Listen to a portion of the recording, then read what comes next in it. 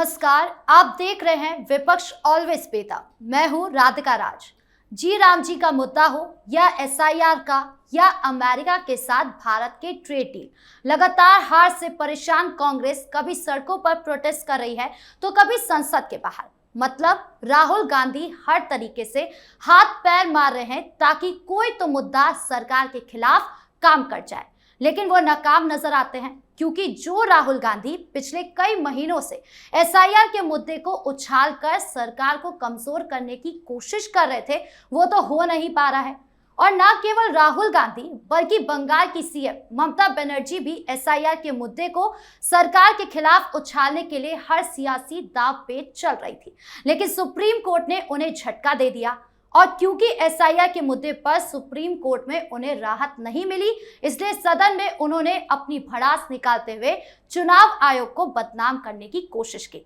लेकिन अब इसी कोशिश ने चुनावी जंग में ममता बनर्जी की समस्याओं को बढ़ा दिया है, जिसका खामियाजा तृणमूल कांग्रेस को भुगतना पड़ सकता है। ऐसे में सवाल उठता है कि क्या विपक्ष की सांसें चुनाव को लेकर फूलती नजर आ रही है। इन मुद्दों पर चर्चा करने के लिए स्टूडियो में मौजूद है कैपिटल टीवी के editor in chief doctor Manish Kumar और executive editor Rajiv Kumar. Sir, आप दोनों का बहुत बहुत स्वागत है। धन्यवाद। सर, राहुल गांधी के एजेंडे पर इतना बवाल क्यों होता है? भाई, राहुल गांधी के पास कोई एजेंडा ही नहीं है, कोई एजेंडा थोड़ी है, उद्दंडता है उनके पास। नक्सली टेक्निक, वामपंथियों के द्वारा उनको बताया जाता है कि पार्लियामेंट चलने नहीं देना है। ये कोई एजेंडा है? एजेंडा तो वो होता है कि आप जनता के मुद्दे को आप उठाएं। जनता के मुद्दे को आप उठाएंगे नहीं और प्रधानमंत्री मोदी के साथ हाथापाई करने की स्ट्रेटजी बनाएंगे तो आपको जनता का आशीर्वाद तो मिलेगा नहीं। क्या मिलेगा? अभी 6 सस्पेंड हुए हैं। सोमवार तक बताया जा रहा है कि 2-3 दर्जन एमपीज जो प्रधानमंत्री को घेरने का काम कर रहे थे, जो लोग वेल के अंदर थे, इन लोगों के खिलाफ कार्रवाई होगी। दिक्कत क्या है? राहुल गांधी एक, उसको कह सकते हैं कि डायरेक्शनलेस लीडर है। उनको पता ही नहीं है कि राजनीति कैसे की जाती। कभी आप सिखों को खिलाफ जो है आप बोल देते हो, ट्रेटर बोल देते हो, कभी कुछ कर देते हो। अच्छा, अभी कहां चला गया वो पीछे के 10 मुद्दे? अभी चुनाव हारने के बाद से इन्होंने 2 सेशन बर्बाद किया। किस चीज में? तो कास्ट सेंसस। अभी पूरे सेशन में कास्ट सेंसस किसी को सुनाई दी नहीं। 2 सेशन आपने बर्बाद किया। वोट चोरी, पता नहीं क्या न्यूक्लियर बम फोड़ रहे थे तो हाइड्रोजन बम फोड़ रहे थे, सब फुस बम निकला। अब आपने कुछ दूसरा मसला उठा दिया। अब राष्ट्रपति जी के अभिभाषण के बाद जब मामला कल सब कुछ खत्म हो गया, औंधे मुंह आप गिर गए, तो कम से कम कल आपको पार्लियामेंट चलने देना चाहिए था कोई और चीज को लेकर के। लेकिन क्या है कि आपको ने ये तय कर लिया है कि वामपंथियों ने आपको समझा दिया है कि पार्लियामेंट को चलने मत दो। और यही आदत है कि जिसकी वजह से कांग्रेस पार्टी चुनाव दर चुनाव वो हारती चली जा रही है और इसका खामियाजा कांग्रेस पार्टी को बहुत ज्यादा भुगतना पड़ेगा। मतलब इसका यह हो सकता है कि कांग्रेस अब आगे चलकर बहुत बुरे दिन देखने वाली है राहुल गांधी के कारण। कांग्रेस अभी भी बुरे दिन पर है और आगे थोड़ा और बुरा दिन आने वाला है, क्योंकि कांग्रेस में अगर संगठन को मजबूत करना है तो राहुल गांधी को बदलना पड़ेगा। संगठन से चुनाव जीता जाता है। एक चेहरा अगर आपके पास वैसा है जिसको पूरे भारत में लोग इस निगाह से देखते हैं कि इस पर विश्वास नहीं किया जा सकता, विदेशों में जाता है, भारत के खिलाफ बोलता है, देश में रहता है, सरकार के खिलाफ बोलने में ये भूल जाता है कि बोलने की एक मर्यादा होती है, तो इस पर लोग कनेक्ट ही नहीं हो पाते। लोगों के दिमाग में लगने लगा है कि ये प्रोटेस्ट मैन हो चुका है। ये हमेशा विरोध प्रदर्शन निगेटिविटी से भरा हुआ है और इससे अगर देश की कमान सौंप देंगे तो फिर इसका नतीजा यही होगा कि प्रधानमंत्री बनने के बाद भी अरविंद केजरीवाल की तरह ये धरना पुरुष बन जाएगा। जैसे अरविंद केजरीवाल शुरुआती दौर में दिग्भ्रमित था और उसके बाद जैसे मुख्यमंत्री बना तो चला गया सड़क पर, बैठ गया धरने पर अपने ही सरकार के खिलाफ, और उसके बाद जब इसको समझ में आने लगा कि नहीं इसका निगेटिव इम्पैक्ट पड़ रहा है तो वहां से उठकर फिर सीएम की कुर्सी पर आ गया। ये राहुल गांधी का चरित्र हो चुका है। इसीलिए कांग्रेस के अंदर और कांग्रेस को सपोर्ट करने वाली पार्टियां जो अलग अलग स्टेट में कांग्रेस के साथ गठबंधन में भी है, कहीं कांग्रेस के साथ गठबंधन में न होते हुए भी एक दूसरे के साथ है, क्योंकि इन लोगों को मोदी से लड़ना है।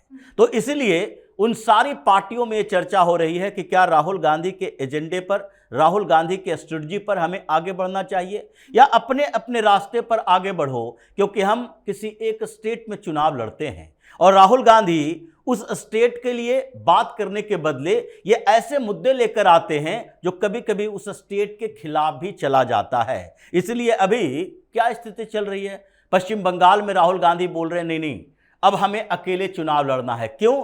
क्योंकि कम्युनिस्ट पार्टी ने कहा कि हम आपके साथ अलायंस नहीं कर सकते। ये कांग्रेस का चॉइस नहीं है, बल्कि ये उसकी मजबूरी है, क्योंकि यही राहुल गांधी ने केरल में जाकर कम्युनिस्ट पार्टी के लिए बोल दिया कि देखो ये वामपंथी पार्टियों का वही एजेंडा है जो संघ के साथ है, और संघ और वामपंथी पार्टियां यहां केरल में एक ही रास्ते पर चलती है, दोनों की विचारधारा एक है। बंगाल में भी इसकी गूंज सुनाई पड़ी और कहने लगा जब विचारधारा की लड़ाई में हमें अपने आप से इतना दूर कर दिया है तो फिर विचारधारा में तो केरल में जो बात कहेंगे बंगाल में भी उसकी गूंज सुनाई पड़ेगी और बंगाल का चुनाव भी प्रभावित होगा। तो इससे बढ़िया है कि हम अलग अलग चुनाव लड़ें। ये तरीके जो राहुल गांधी अपना रहे हैं, उसी की वजह से इंडी अलायंस की पार्टियां धीरे धीरे उनसे किनारा कर रही है और कांग्रेस के कुछ नेता जो हैं वो भी ये सोचने पर मजबूर हो रहे हैं कि अगर हम कल होकर राहुल गांधी के थोड़ा सा भी उनकी विचार का, उनके तरीकों का, उनके एजेंडे का, उनके मुद्दे का विरोध करते हैं तो हमारी स्थिति या तो शशि थरूर जैसी हो जाएगी, ह्यूमिलिएट किया जाएगा हर सभाओं में, मंच पर, या फिर हमारी स्थिति वैसी हो जाएगी जो शब्द का इस्तेमाल राहुल गांधी ने बिट्टू के लिए किया, मतलब हम गद्दार बन जाएंगे। तो इससे बेहतर है कि अपना विकल्प तलाश लो, राहुल गांधी के साथ आगे जब तक बढ़ते रहेंगे तब तक कि हमारा राजनीतिक कैरियर ही खत्म हो जाएगा। मतलब राहुल गांधी तो ऐसा कर ही रहे हैं, अब पीछे पीछे ममता बनर्जी भी उसी रास्ते पे चल गई है, लेकिन बीजेपी उनकी टेंशन बढ़ा रही है। कैसे? देखिए, बीजेपी वहां बहुत ताकत के साथ वहां पर चुनाव लड़ रही है। बंगाल में ममता बनर्जी को यह मालूम है कि इस बार पिछली बार की तरह वो चीजों को मैनिपुलेट इसलिए नहीं कर पाएंगी क्योंकि इस बार लोगों के अंदर गुस्सा बहुत ज्यादा है। एंटी इनकम्बेंसी इस तरीके से है कि उनको अपने लिए समर्थन जुटा पाना बड़ा मुश्किल पड़ रहा है, खास करके हिंदू वोटर्स में। मुसलमान भी नाराज हैं, मुसलमानों का एक अलग जत्था, एक अलग ग्रुप, एक अलग अलायंस उभरता हुआ दिख रहा है।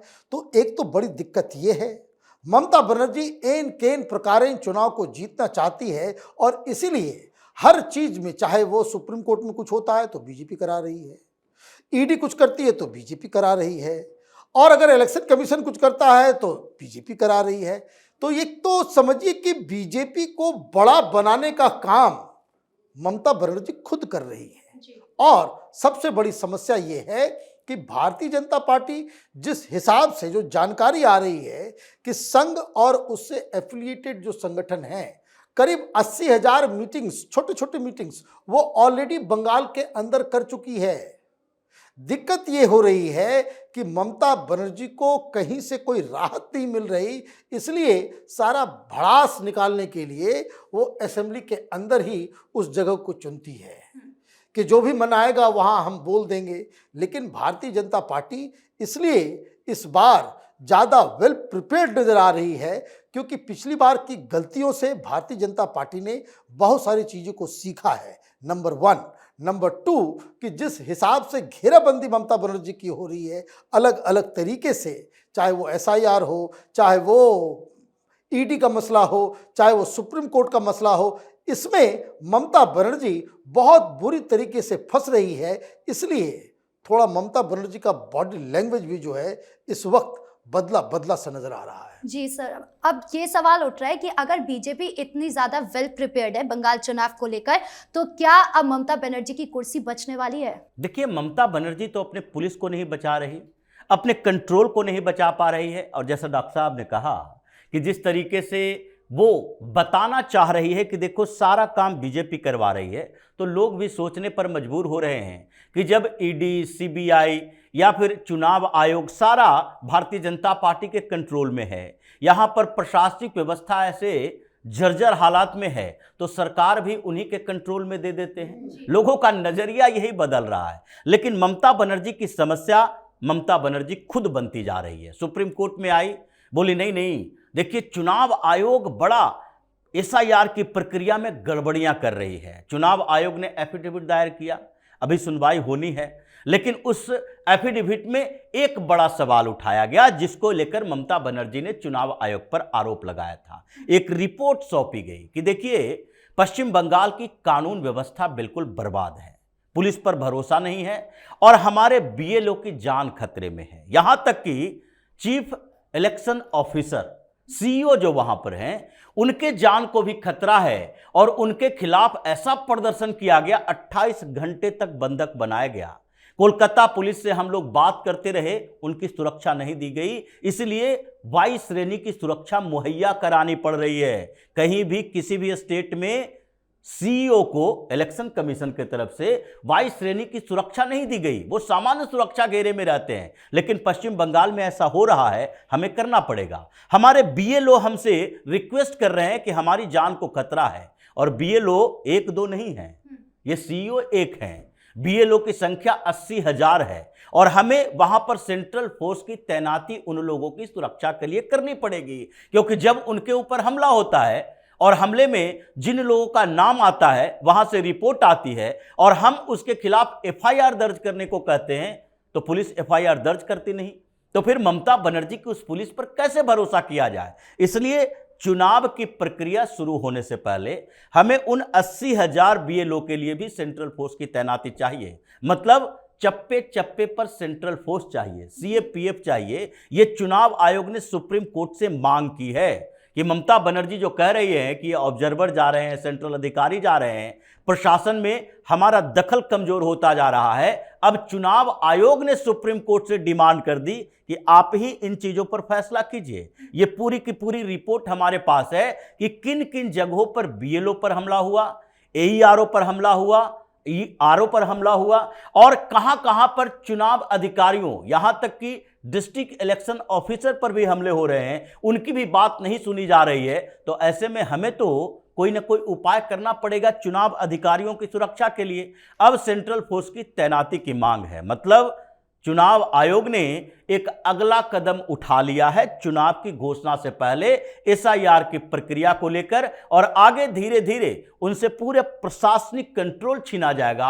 आधे चुनाव तो ममता बनर्जी ऐसे ही हार गई जब उनसे कंट्रोल छीन लिया गया। अब आगे भारतीय जनता पार्टी वो काम कर रही है कि ममता बनर्जी अलग अलग विधानसभा क्षेत्रों में अपने आधार को खिसकते हुए केवल देख रही है, छटपटा रही है और कर कुछ नहीं पा रही है। इन तमाम मुद्दों पर जानकारी देने के लिए आपका बहुत बहुत धन्यवाद। धन्यवाद। तो चाहे कांग्रेस हो या टीएमसी, उनकी हर मुद्दे पर सरकार को घेरने की कोशिशें नाकाम हो रही है। राहुल गांधी और ममता बनर्जी जैसे नेता सड़क से संसद तक हाथ पैर मार रहे हैं, लेकिन सुप्रीम कोर्ट के झटके और चुनाव आयोग पर हमले उल्टे उनके लिए मुसीबत बनते जा रहे हैं, और ये मुसीबत चुनावी मैदान की जंग को और दिलचस्प बना रही है। तो इस खास शो में विपक्ष ऑलवेज बेदम में इतना ही। कैसा लगा वीडियो कमेंट बॉक्स में जरूर बताएं। वीडियो को लाइक करें, शेयर करें और चैनल को सब्सक्राइब करना ना भूलें। धन्यवाद।